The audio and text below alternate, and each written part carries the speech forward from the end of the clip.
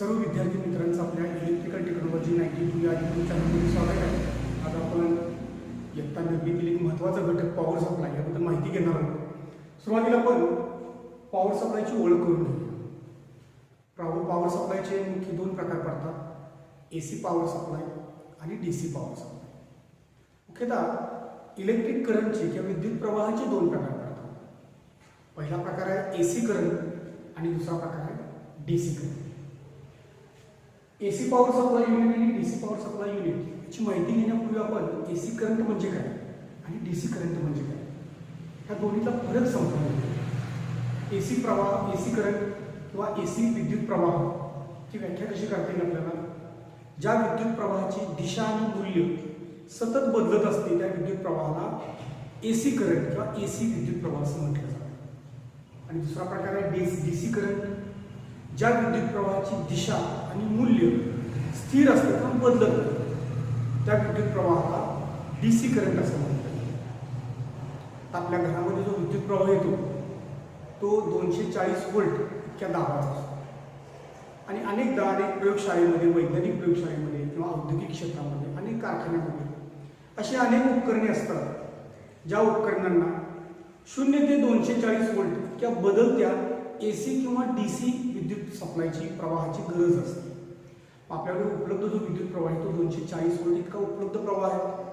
मग बऱ्याचदा अशा उपकरणांना विद्युत सप्लाय देताना, विद्युत पुरवठा करताना आपल्याला व्होल्टेजचं रूपांतर करून घ्यावं लागतं. 0 ते 240 व्होल्ट या रेंजमध्ये आपल्याला 240 व्होल्टचं रूपांतर करून घ्यावं लागतं. तर अशी व्होल्टेजचं रूपांतर करणारी अनेक उपकरणं आज मार्केटमध्ये आहेत. अशाच आपण दोन उपकरणांची माहिती घेणार आहोत. पहिलं युनिट आहे AC पॉवर सप्लाय युनिट आणि दुसरं युनिट आहे DC पॉवर सप्लाय युनिट. यातलं जे पहिलं युनिट आहे AC पॉवर सप्लाय युनिट, या युनिटचं कार्य काय? तर हे AC पॉवर सप्लाय युनिट आपल्याकडे उपलब्ध असणारा 240 व्होल्टचा जो विद्युत सप्लाय त्याचे रूपांतर कमी विद्युत दाबामध्ये करते. 0 ते 240 याच्यामधल्या कोणत्याही व्होल्टेजमध्ये किंवा विद्युत दाबामध्ये रूपांतर हे AC पॉवर सप्लाय युनिट करू शकते. आता या युनिटची रचना कशी असते किंवा त्यामध्ये कोणते घटक असतात याची थोडीशी माहिती घेऊ. पहिला घटक आहे AC पॉवर सप्लाय युनिट. तर AC पॉवर सप्लाय युनिटचा उपयोग तर मी तुम्हाला आत्ता सांगितलेला आहे. 240 व्होल्ट जो आपल्या घरामध्ये किंवा आपल्या दुकानामध्ये, कारखान्यामध्ये उपलब्ध आहे त्या 240 व्होल्ट विद्युत दाबाच्या विद्युत सप्लायचं रूपांतर 0 ते 240 या रेंजमधील कोणत्याही व्होल्टेजला करता येतं आणि आवश्यक त्या व्होल्टेजला रूपांतर करून आपण वेगवेगळ्या उपकरणांना तो विद्युत सप्लाय देऊ शकतो. त्याची रचना कशी असते? AC पॉवर सप्लाय युनिट जे आहे याची रचना आपण समजून घेऊया. त्याच्यामध्ये 4 महत्त्वाचे घटक असतात. त्याचा पहिला घटक आहे ऑटो ट्रान्सफॉर्मर. ऑटो ट्रान्सफॉर्मरचं कार्य व्होल्टेजचे रूपांतर करणे. ऑटो ट्रान्सफॉर्मरच्या साहाय्याने 240 व्होल्ट इतक्या विद्युत दाबाच्या सप्लायचं रूपांतर आवश्यक ज्या व्होल्टेजची आपल्याला आवश्यकता आहे त्या आवश्यक त्या व्होल्टेजला ऑटो ट्रान्सफॉर्मर रूपांतर करतो. दुसरा घटक आहे व्होल्टमीटर. व्होल्टमीटरचं कार्य काय? तर व्होल्टेजचे रूपांतर झाल्यानंतर किती व्होल्टेजमध्ये रूपांतर झालेलं आहे पाहण्यासाठी आपल्याला व्होल्टमीटरचा उपयोग होतो. तिसरा घटक आहे 3 core cable. AC power supply युनिटला सप्लाय देण्यासाठी, पॉवर सप्लाय देण्यासाठी 3 कोर केबलचा उपयोग होतो. आणि शेवटचा जो घटक आहे रोटरी नॉब. रोटरी नॉबचा उपयोग करून आपण आपल्याला व्होल्टेजचं रूपांतर कोणत्या रेंजमध्ये करायचं आहे, किती व्होल्टमध्ये करायचं आहे हे आपण रोटरी नॉबच्या सहाय्यानं ठरवू शकतो किंवा सिलेक्ट करू शकतो. आउटपुट व्होल्टेज जे हे आउटपुट व्होल्टेज या युनिटचं रोटरी नॉबच्या सहाय्यानं आपल्याला सिलेक्ट करता येतं. तर अशा प्रकारचा हा पहिला युनिट आहे. पहिलं युनिट आहे आपलं AC पॉवर सप्लाय. 4 घटक सर्वांनी लक्षात ठेवायचे. ऑटो ट्रान्सफॉर्मर आहे, दुसरा घटक आहे व्होल्टमीटर, तिसरा 3 कोर केबल आणि चौथा घटक जो आहे तो रोटरी नॉब आहे. यानंतर दुसरं जे युनिट आहे DC power supply unit. DC power supply unit आपल्या घरामध्ये 240 व्होल्टचा विद्युत सप्लाय उपलब्ध असतो. आता अनेक अशी इलेक्ट्रॉनिक्स उपकरणं आपल्या घरामध्ये कार्यरत असतात. वैज्ञानिक प्रयोगशाळेमध्ये किंवा मेडिकल क्षेत्रामध्ये, वैद्यकीय क्षेत्रामध्ये अशी अनेक उपकरणे असतात, इलेक्ट्रॉनिक्स उपकरणे असतात ज्यांना DC सप्लायची आवश्यकता असते आणि कमी व्होल्टच्या DC सप्लायची आवश्यकता असते. तर अशा प्रकारचे दुसरं जे युनिट आहे डीसी पॉवर सप्लाय, या युनिटचा उपयोग काय किंवा कार्य काय, तर 240 व्होल्टच्या एसी सप्लायचे रूपांतर हे unit DC power supply unit कमी व्होल्टच्या डीसी सप्लायमध्ये करू शकते आणि आवश्यक तो डीसी सप्लाय आपण आपल्या उपकरणांना पुरवू शकतो किंवा देऊ शकतो. तर अशा प्रकारचा हा दुसरं युनिट जे आहे डीसी पॉवर सप्लाय युनिट, त्याच्यामध्ये कोणकोणते घटक असतात, या पॉवर सप्लायमध्ये कोणकोणते घटक असतात याची थोडीशी माहिती घेऊया. त्याचा पहिला घटक जो आहे तो ऑटो ट्रान्सफॉर्मर. ऑटो ट्रान्सफॉर्मर आपण एसी पॉवर सप्लायमध्ये पण बघितलेलं आहे. ऑटो ट्रान्सफॉर्मरचं कार्य काय असतं, ऑटो ट्रान्सफॉर्मर व्होल्टेजचं रूपांतर करतो, पण व्होल्टेजचं रूपांतर फक्त करतो, तो एसीचं रूपांतर डीसी मध्ये करत नाही. म्हणजे 240 व्होल्टचं रूपांतर 10 व्होल्टमध्ये किंवा 20 व्होल्टमध्ये आपल्याला ज्या व्होल्टेजची आवश्यकता आहे, आपल्या उपकरणाला ज्या व्होल्टेजची आवश्यकता आहे त्या व्होल्टेजमध्ये रूपांतर करण्याचं कार्य ऑटो ट्रान्सफॉर्मर करत असतो. तर व्होल्टेजचं रूपांतर केल्यानंतर दुसरा घटक आहे रेक्टिफायर. हा रेक्टिफायर एक महत्त्वाचा घटक आहे डीसी पॉवर सप्लायमध्ये. जो एसी पॉवर सप्लायमध्ये हा घटक नाही, हा फक्त डीसी पॉवर सप्लाय. रेक्टिफायरचं कार्य काय आहे, रेक्टिफायर किंवा रेक्टिफायर सर्किट म्हणू शकतो आपण त्याला. या सर्किटचं कार्य काय असतं, तर रेक्टिफायर सर्किट एसी सप्लायचे रूपांतर डीसी सप्लायमध्ये करतं. म्हणजे करंटचा प्रकार बदलला जातो. एसी सप्लायचं रूपांतर डीसी सप्लायमध्ये करण्याचं कार्य रेक्टिफायर करतो. तर असा हा दुसरा घटक आहे. ऑटो ट्रान्सफॉर्मरने व्होल्टेज कमी करून घेतलं जातं आणि त्यानंतर त्या एसीचं रूपांतर रेक्टिफायरच्या सहाय्यानं डीसी मध्ये केलं जातं. तिसरा घटक जो आहे व्होल्टमीटर. तर व्होल्टमीटर यासाठी असतो, जो एसी पॉवर सप्लायमध्ये उपयोग आहे तोच डीसी पॉवर सप्लायच्या युनिटमध्ये उपयोग आहे.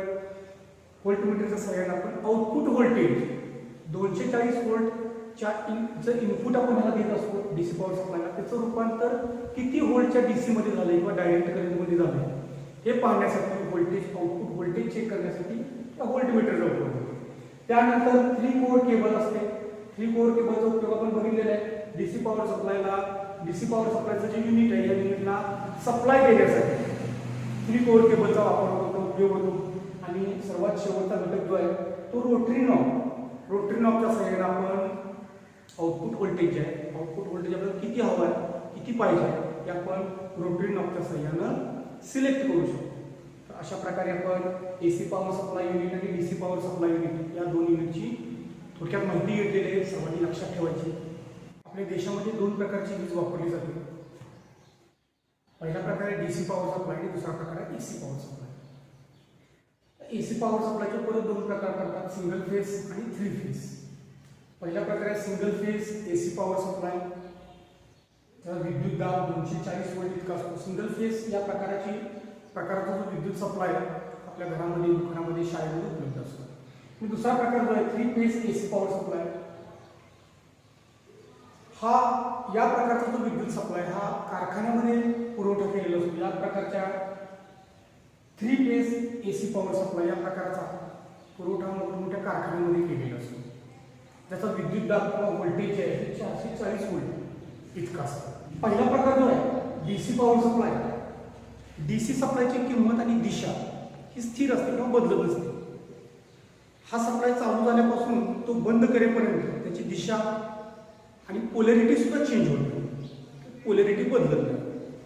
त्यामुळे काय होतं, डीसी पॉवर सप्लायला फ्रिक्वेन्सी नसते किंवा डीसी पॉवर सप्लायची जी फ्रिक्वेन्सी आहे ती 0 असते असं आपण म्हणू शकतो. डीसी पॉवर सप्लायची पोलॅरिटी धन आणि ऋणने दर्शवली जाते.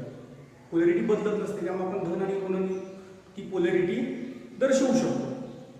त्याचा सोर्स काय आहे, डीसी पॉवर सप्लाय आपल्याला कुठून मिळतो, तर बॅटरी किंवा सेल किंवा डायनामो जनरेटर यांच्यापासून आपल्याला डीसी सप्लाय घेता येतो किंवा मिळवता येतो. तर स्क्रीनवर तुम्हाला एक आकृती दिसते, त्या आकृतीमध्ये बघा. सोबत तुम्हाला एक आकृती दिसते, त्या आकृतीमध्ये पहा. एका बल्बला 1.5 म्हणजे 1.5 व्होल्टचा सप्लाय दिलेला आहे, तो बॅटरीमधून दिलेला आहे. अशा वेळी बल्बमधून जो प्रवाह वाहतोय या प्रवाहावर बल्बचा रेजिस्टन्स नियंत्रण ठेवत असतो. तर स्क्रीनवरची दुसरी आकृती पहा. व्होल्टेज आणि टाइम म्हणजे विद्युत दाब आणि वेळ एक ग्राफ दिलेला आहे आणि तुम्हाला एक स्ट्रेट लाईन दिसते त्याच्यामध्ये. याचा अर्थ असा आहे की व्होल्टेज स्थिर असतं किंवा वेळेबरोबर व्होल्टेज बदलत नाही, असा या ग्राफवरून आपण निष्कर्ष काढू शकतो. दुसरा प्रकार जो आहे एसी पॉवर सप्लाय. दुसरा प्रकार जो आहे तो एसी पॉवर सप्लाय. एसी सप्लायमध्ये दाब किंवा प्रवाहाची जी किंमत आहे आणि दिशा ही सतत बदलत राहते. आपल्या घरामधील सप्लाय हा 240 व्होल्टचा असतो आणि तो एसी प्रकारचा असतो. तर एसी पॉवर सप्लायची निर्मिती कशी केली जाते हे आपण बघूया. अल्टरनेटर फिरवून एसी पॉवर सप्लायची निर्मिती केली जाते. सर्वांनी लक्षात ठेवायचं, एसी पॉवर सप्लायची निर्मिती अल्टरनेटर फिरवून केली जाते. आता स्क्रीनवर एक आकृती दिसते. या आकृतीमध्ये एका बल्बला 240 दाबाचा एसी सप्लाय एसी जनरेटरमधून दिलेला आहे. अशा वेळी बल्बमधून प्रवाह जो जातो या सप्लायमधील व्होल्टेज आणि प्रवाहाची दिशा व किंमत सेकंदाला बदलते. हे बाणाच्या सहाय्याने सुद्धा आकृतीमध्ये दाखवलेलं आहे. तर स्क्रीनवर दुसरा ग्राफ तुम्हाला दिसत आहे. व्होल्टेज, करंट वर्सेस टाइम, म्हणजे वेळेबरोबर व्होल्टेज आणि करंट एसी प्रकारामध्ये बदलतं किंवा बदलतं नाही याचा अभ्यास आपण या ग्राफवरून करू शकतो. या ग्राफचा अभ्यास करताना आपल्याला असं आढळेल की वेळेनुसार व्होल्टेजची किंमत आणि करंटची किंमत सुद्धा सतत बदलत आहे. आपल्याकडे असणारा जो एसी सप्लाय, त्या एसी सप्लायची फ्रिक्वेन्सी 50 हर्ट्झ असते. तर फ्रिक्वेन्सी कशाला म्हणतात, तर व्होल्टेज किंवा प्रवाहाच्या एका फेऱ्यास एक सायकल असं म्हटलं जातं. अशा सेकंदामध्ये 50 सायकल्स पूर्ण होतात. या सेकंदामध्ये पूर्ण होणाऱ्या सायकल्सना फ्रिक्वेन्सी असं म्हटलं जातं. फ्रिक्वेन्सी एफ या अक्षराने दर्शवतात.